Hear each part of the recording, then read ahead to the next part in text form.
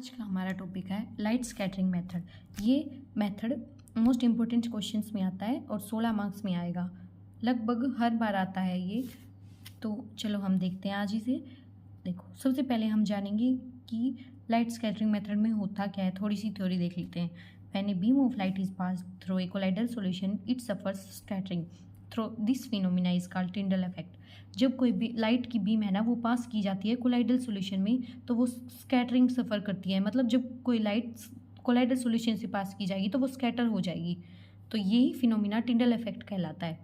अब जो लॉर्ड रेली थे ना, उन्होंने थ्योरी दी थी स्कैटरिंग ऑफ लाइट की आइसोट्रोपिक पार्टिकल्स के द्वारा with dimensions less than 1/10 of the wavelength of light. जिसमें डायमेंशंस क्या थे उन आइसोट्रोपिक पार्टिकल्स की 1/10 of the wavelength of light से कम थी। तो यही बात लिखी हुई है। Lord Rayleigh gave a theory of the scattering of light by isotropic particles with dimensions less than 1/10 of the wavelength of light. अब उसने क्या देखा, देखो, he found that ratio of intensity I theta scattered at an angle theta from the direction of the transmitted beam to the intensity I naught of the incident and polarized monochromatic light is given by I theta upon I naught equal to 8 pi की power 4 a alpha square upon lambda की power 4 r square 1 plus cos square theta। Equation 1 नाम दे दिया। तो उसने देखा कि जो ratio थी ना इंटेंसिटी ऑफ लाइट की जो स्कैटर हो रही थी थीटा एंगल पे, और इंटेंसिटी ऑफ इंसिडेंट लाइट की जो रेशियो था ना वो आया ये हमें डायरेक्ट वैल्यू लिखनी है, ये हमें याद ही करना होगा। तो इसको लिखने के बाद बता देंगे कि ये क्या क्या क्या है। यहाँ पे आर है डिस्टेंस ऑब्जर्वर का सैंपल से, कितना दूर है ऑब्जर्वर सैंपल से, और ये कितने स्कैटरिंग पार्टिकल्स हैं पर यूनिट वॉल्यूम। अल्फा है कि इलेक्ट्रिकल पोलराइजेबिलिटी पार्टिकल्स की। अब now refraction per unit volume is given by n square minus 1 upon n square plus 2 equal to 4/3 pi a की पावर अल्फा। इक्वेशन 2 नाम दे देंगे। यहाँ पे हम डायरेक्ट रिजल्ट्स बहुत ज़्यादा यूज़ करेंगे, तो हमें कुछ वैल्यूज़ ऐसी हैं जो लगभग याद ही करनी होंगी। ये काफ़ी थोड़ा कॉम्प्लिकेटेड मेथड है बाकी मेथडों के मुकाबले, तो इसे देख लेना एक बार थोड़ा ध्यान से। तो ये लिख के इसे इक्वेशन 2 नाम दे देंगे। n है रिफ्रैक्टिव इंडेक्स स्कैटरिंग पार्टिकल्स का। अब हमें अज्यूम कर लेना है, ये स्टेप याद रखेंगे कि अज्यूम कर लें कि n है ना वो बहुत कम है 1 से। तो n कम है 1 से, तो जो n स्क्वायर है, सॉरी n है वो नियर अबाउट 1 है, तो n की जगह पे 1 रख देंगे तो 1 का स्क्वायर 1 ही होगा, तो 1 + 2 3 आ जाएगा। तो n square plus 2 near about 3 आ जाएगा। तो ये जो इक्वेशन है ना यहाँ पे 3 रख देंगे। तो यहाँ पे 3 रखेंगे तो 3 से 3 कट जाएगा, तो बचेगा क्या, बचेगा n स्क्वायर माइनस 1 और 4 पाई ए अल्फा। तो यहाँ से हम अल्फा की वैल्यू निकाल के रख सकते हैं, जो ये आएगी alpha equal to n square minus 1 upon 4 pi a. इसे इक्वेशन 3 नाम दे देंगे। अब जब in case of solution the difference between polarizability of solution and polarizability of solvent is, solution के केस में सॉल्यूशन की पोलराइजेबिलिटी और सॉल्वेंट की पोलराइजेबिलिटी के बीच का डिफरेंस डायरेक्ट लिखना है हमें, alpha minus alpha nought. Alpha है पोलराइजेबिलिटी किसकी, सॉल्यूशन की, अल्फा नोट सॉल्वेंट की, n square minus n nought का स्क्वायर अपॉन 4 पाई ए। और यहाँ पे जो सब्सक्रिप्ट ये है ना 0 वो डिनोट करेगा सॉल्वेंट को। इसे इक्वेशन 4 नाम दे देंगे। अब आगे देखते हैं। फॉर ए सॉल्यूशन जिसके पास कंसंट्रेशन C है तो रिफ्रैक्टिव इंडेक्स टेलर सीरीज के द्वारा रिप्रेजेंट किया जा सकता है, जो लिखा जाएगा n equal to n nought plus C into dn/dc plus dot dot dot dot. तो मतलब आगे ऐसे ही चलता रहेगा। तो अब देखेंगे इक्वेशन 5 नाम दे देंगे सबसे पहले इसे।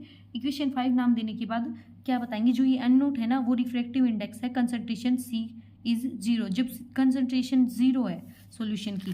अब इस इक्वेशन का स्क्वायर कर देंगे, squaring both sides of equation 5। तो n square equal to a का स्क्वायर प्लस b का स्क्वायर लगा सकते हैं, तो a का स्क्वायर प्लस b का square plus 2ab।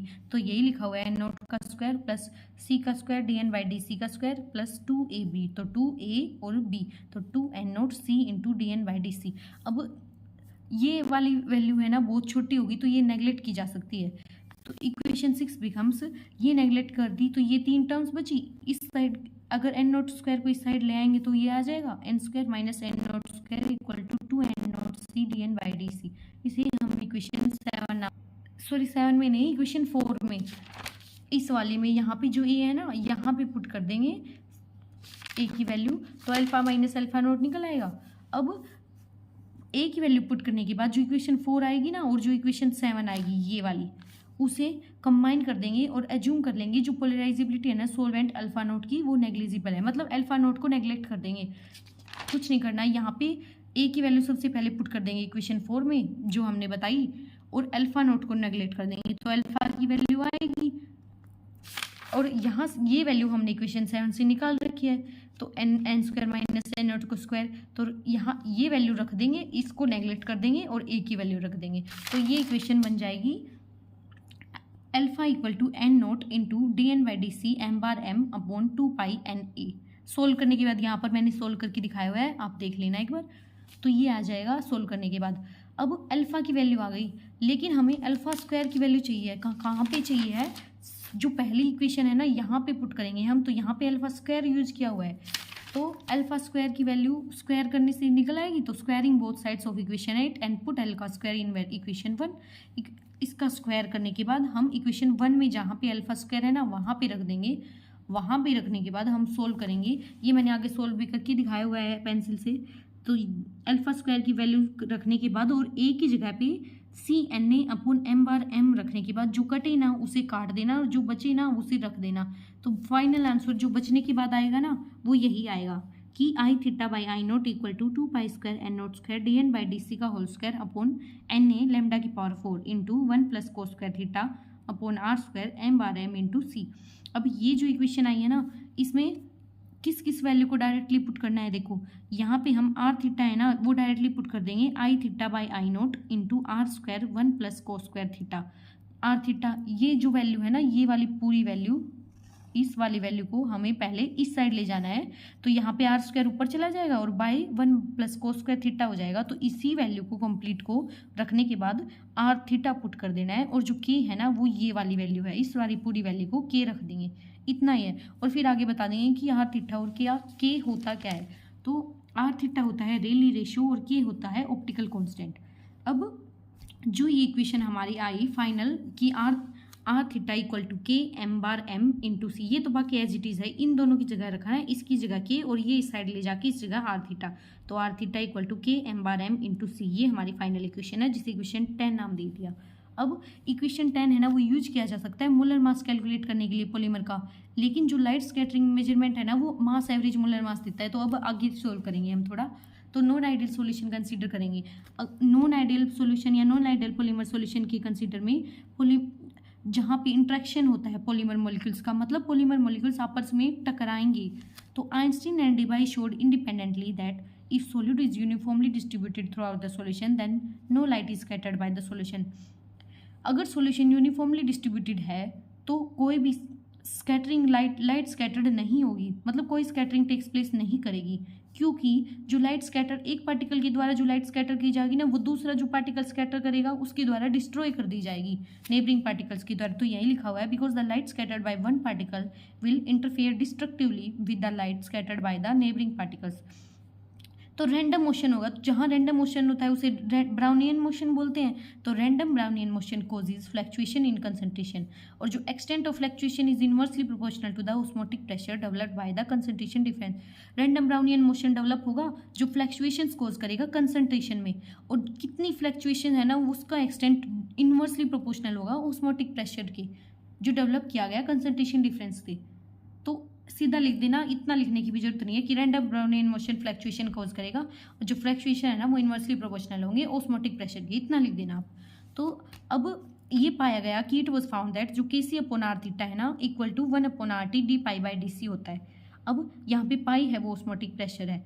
Also ideal solution के लिए पाई होता है ना वो c R T by M bar m होता है, और नॉन आइडियल सॉल्यूशन के लिए पाई बाई सी क्या होता है, pi by C equal to R T into 1 by M bar M plus B C, इसे इक्वेशन 12 नाम दे देंगे। अब यहाँ पे बी होता है ना वो सेकंड आइडियल कोफिशिएंट होता है, अगर आपको ज़्यादा याद ना रहे तो इक्वेशन 11 और इक्वेशन 12 लिख देना, फॉर नॉन आइडियल सॉल्यूशन लिख के ये लिख देना और ये लिख के कंपेयर कर देना दोनों को, सॉरी तीनों को, एक तो जो के की वैल्यू है वो और एक ये और एक ये करके हम सीधा लिख देंगे we get from equation star and equation 11 and equation 12 we get equation star ये जो के की वैल्यू निकाली थी, we get k c by r theta equal to 1 by M bar M plus 2 b c, ये हमारी इंपॉर्टेंट इक्वेशन आ गई, इसमें गड़बड़ नहीं होनी चाहिए, तो इसे इक्वेशन 13 नाम दे देंगे। अब इस इक्वेशन 13 का हमें ग्राफ बनाना है। तो देखो किस किस के बीच बनाना है, KC/R थीटा वर्सेस C के बीच बनाना है। जो ग्राफ बनेगा वो स्ट्रेट लाइन देगा जिसका स्लोप होगा 2b और इंटरसेप्ट होगा 1/m/m। और ये जो है ये है ना वो हेल्प करेगा mass average molar mass of polymer को कैलकुलेट करने में। अब देखो कैसे आया स्लोप और intercept, KC/R theta versus C के बीच में बनाना है। तो स्ट्रेट लाइन इक्वेशन से कंपेयर करेंगे। स्ट्रेट लाइन इक्वेशन होती है y = mx + c। तो देखो KC/R थीटा वर्सेस C के बीच बनाना है, तो C के जो भी आगे होगा ना वो होगा स्लोप, यानी 2b होगा स्लोप हमारा, और जो अकेला C होगा वो होगा हमारा इंटरसेप्ट। तो 1/m/m होगा इंटरसेप्ट। इतना समझ में आ गया आपको। अब उस डायग्राम बना देंगे। इंटरसेप्ट आया कुछ, अगर हमारी इंटरसेप्ट की वैल्यू 0 होती है ना तो ग्राफ हमारा यहाँ से शुरू होता है। अब यहाँ पे इंटरसेप्ट की कुछ वैल्यू है तो स्ट्रेट लाइन देगा यहाँ से, तो ये वैल्यू होगी इंटरसेप्ट की और ये वैल्यू होगी स्लोप की 2b। ये वैल्यू स्लोप की होगी जो होगी 2b, ऐसे रिप्रेजेंट कर देना। और ये है KC/R थीटा वर्सेस C के बीच। इतना हो गया। अब जो हमारी ये वैल्यू आई ना इक्वेशन 13, ये वैलिड है जब this equation 13 is applicable only when the dimension of macromolecule are less than the wavelength of light used. जो मैक्रोमोलिक्यूल के जो डायमेंशन है ना अगर वो कम हो ना, जितनी वेवलेंथ की लाइट हमने यूज़ की है उससे तभी एप्लीकेबल होगा। अगर जो मैक्रोमोलिक्यूल का डायमेंशन कंपेरेबल हो जाए वेवलेंथ ऑफ लाइट यूज़ के लिए तो उसके लिए अगला केस है वो देख लेते हैं। अब देखो अगर dimensions are comparable with the wavelength of light used then interference between scattered light takes place. तो इंटरफेरेंस होगा स्कैटर लाइट के बीच में, तो हमें एक फैक्टर लेना होगा p थीटा।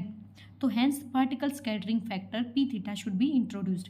अब p थीटा होता क्या है? p थीटा होता है intensity of light scattered at angle theta upon intensity of light with dimension smaller than the wavelength of light. Intensity जो स्कैटर की गई थीटा एंगल पे आई थीटा, और जो इंटेंसिटी जिसके डायमेंशन कम है किसके, वेवलेंथ ऑफ लाइट यूज से। ठीक है। अब जो ये p थीटा जो हमने माना है ना स्कैटरिंग फैक्टर, वो डिपेंड करता है पॉलीमर की शेप पे, और जो डिटरमाइन करी जाएगी रेडियस ऑफ गायरेशन से। तो p theta depends upon the shape of polymer which is determined by radius of gyration, जिसे RG बोलते हैं। और जो है रेडियस ऑफ गायरेशन है ना वो डिफरेंट होता है डिफरेंट शेप्स के लिए। अब जो p थीटा है ना वो प्लॉट किया जाएगा फंक्शन ऑफ थीटा से। अगर थीटा की वैल्यू कम हो जाती है ना तो p थीटा है ना वो इंडिपेंडेंट हो जाता है शेप ऑफ पार्टिकल के। और ये फाउंड किया गया है जो p थीटा होता है ना वो होता है 1 - 1/3 × s² RG का स्क्वायर। यहाँ पे RG है रेडियस ऑफ गायरेशन और s क्या है, s की वैल्यू दी हुई है 4π/λ × sin θ/2। तो s की वैल्यू हो गई तो RG को कैलकुलेट किया जा सकता है। अब RG की वैल्यू कैलकुलेट करने के बाद हमें मिलेगी जिम्मिन इक्वेशन। ये इक्वेशन इंपॉर्टेंट इक्वेशन है, तो जिम्मिन इक्वेशन सीधा लिख देना। Now by using the value of RG radius of gyration Zimm equation we get Zimm equation, यहाँ पे लिख देना sorry we get Zimm equation. तो जिम्मिन इक्वेशन होती है Zimm equation KC/R theta is equal to 1/m/m × 1 + 2bc + 1/3 s² RG का square. ये हमारी मेन इक्वेशन है।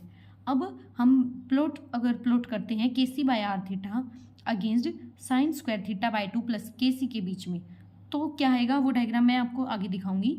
तो यहाँ पे जो K है ना वो स्कैटरिंग कांस्टेंट है और C है वो कंसंट्रेशन है, और जो ये K है ना स्कैटरिंग कांस्टेंट है जो वो डिपेंड करेगा रिफ्रैक्टिव इंडेक्स ऑफ सॉल्यूशन पे। ठीक है। और यहाँ पे जो sin² θ/2 होता है ना वो डायरेक्टली प्रोपोर्शनल होता है s² की। ये जो s की वैल्यू है ना इसके स्क्वायर के डायरेक्टली प्रोपोर्शनल होता है। अब हमें एक डायग्राम भी बनाना होता है जिम इक्वेशन में। तो देखो अब जो K हमने जो स्कैटरिंग कांस्टेंट माना वो हमें चूज़ करना होता है। तो इस तरह चूज़ करेंगे कि जो डाटा पॉइंट्स है ना जो ग्राफ में स्प्रेड किए हुए हैं जब scattering of light takes place करती है तो वो प्लॉट किए जा सके वाइड रेंज ऑफ कंसंट्रेशन पे और एंगल थीटा पे। तो देखो the constant is chosen in such a way that the data point spread over the graph when light scattering data are plotted over wide range of concentration C and angle theta. मतलब पूरे data point spread हो जाए graph पे जब scattering of light takes place करे। इस तरह हमें K की वैल्यू चूज करनी है। अब डायरेक्ट लिख देंगे हम जो लाइंस ड्रॉ की गई है ना पॉइंट्स से, then the lines are drawn through the points at constant concentration extrapolated to 0 angle and also at constant angle and extrapolated to 0 concentration। अब ये लाइन ड्रॉ की जाएंगी। ये लाइन है ना ये कैसे ड्रॉ की जाएंगी कि एक बार तो कांस्टेंट थीटा ले लेंगे और एक्स्ट्रापोलेट कर देंगे कंसंट्रेशन इक्वल टू 0 पे, और एक बार थीटा 0 ले लेंगे और एक्स्ट्रापोलेट कर देंगे एक बार थीटा 0 कर लेंगे और एक्स्ट्रापोलेट कर देंगे कंसंट्रेशन पे, तो कांस्टेंट कंसंट्रेशन पे। तो देखो ये जो ग्राफ है ये हमें पहले नहीं बनाना, पहले हमें एक लाइन लिखनी है। लाइन लिखेंगे कि graphical representation for Zimm plot for collagen at 15 degree Celsius is given as. फिर अब लिखेंगे ये डायग्राम बनाएंगे, सॉरी। अब देखो डायग्राम में क्या करना है, KC by R theta into 10⁵ Y axis पे लेना है। KC बाय आर थीटा यहाँ पे 10⁵ ना लिखे ना, तो यहाँ पे कर देना मल्टीप्लाई में। तो देखो अब एक्स एक्सिस पे होगा sin² θ/2 प्लस 1000 C। यहाँ पे जो K की वैल्यू चूज की गई है वो 1000 है। इस साइड कांस्टेंट थीटा पे एक्स्ट्रापोलेट करना है कंसंट्रेशन 0 की तरफ, और यहाँ पे थीटा 0 है और एक्स्ट्रापोलेट करना है कांस्टेंट C पे इस साइड। ये हमें डायग्राम बनाना है जिमिम प्लॉट का। स्लाइड स्कैटरिंग मेथड में इतना ही है, इतना लिखेंगे तो आपका 16 मार्क्स का क्वेश्चन आसानी से अटेम्प्ट हो जाएगा। अब आप स्क्रीनशॉट ले सकते हैं।